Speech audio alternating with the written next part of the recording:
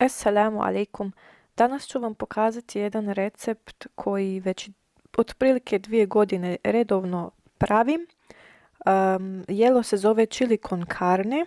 Chili znači chili i paprika, a carne znači meso. Međutim, ja uopće ne stavljam pravu papriku ili chili papriku u njega, jer sam prvi put ovaj recept pravila kad je bio Ramazan prije 2 godine. I normalno u Ramazanu kad postite nije dobro jesti ako ljutu hranu, tako da sam ja tad ispustila čili i s tim bude ovo jelo jako ukusno i blago, tako da ga mogu jesti i djeca. Vidjeli ste začine koje sam stavljala, među njima je i žafran. Žafran je jako bitan u ovom receptu i osjeti se u jelu jako, tako da je bitno da ga imate ako možete i kako da ga dobijete.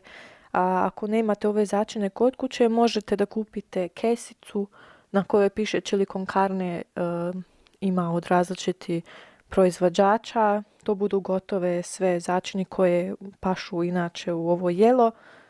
Međutim, često tamo bude i kumina, a mi je ne volimo, tako da ja radije onda sama napravim svoj miks. Sve to ukratko ispržite i vodu sipate čisto po želji kako želite da vam bude gusto ili rijeđe, i na kraju stavite znači još ostatak sastojaka i ostavite nekih 20 minuta da kuha. Vidjet ćete kako kuha da postaje uvijek tamnije i uvijek više se zgušnjava. Kad dospije negdje do ove konsistencije, ovako da je kao neka, ne znam, nije pregusto ani ni prerijetko, ovako se meni najbolje sviđa, stavljam na tortilju, jer moj muž to voli ovako u tortilji. Pokazat ću vam onda i kako ja obično jedem čili, a on više voli ovako. Eto, stavimo u tortilju i onda zamotamo prvo ove stranice, kraće stranice, i omotamo okolo kao palačinku.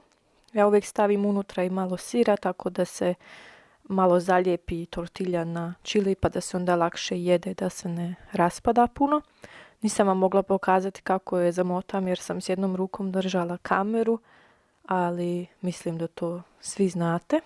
Ovako, obično 2 budu za jednog odraslog čovjeka da se najede, i na vrh stavim još malo sira koji se onda istopi i popeče.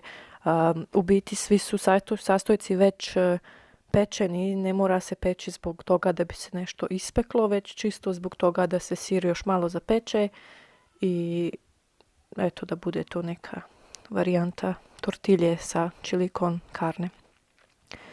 A ja, kao što sam rekla, ja obično jedem ovako, stavim pored ili rižu ili nekad ne stavim ništa, jer to je meni iskreno tako okusno čak i kad se jede samo.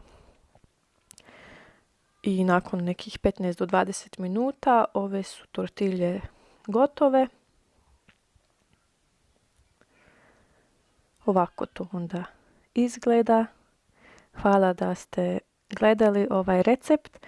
Ako vam se sviđa, lajkajte video, pretplatite se na kanal i napišite mi u komentar ako ste isprobali. Meni je bilo drago podijeliti sa vama ovaj recept i nadam se da vam se sviđao. Hvala na gledanju i vidimo se u sljedećem videu. Doviđenja!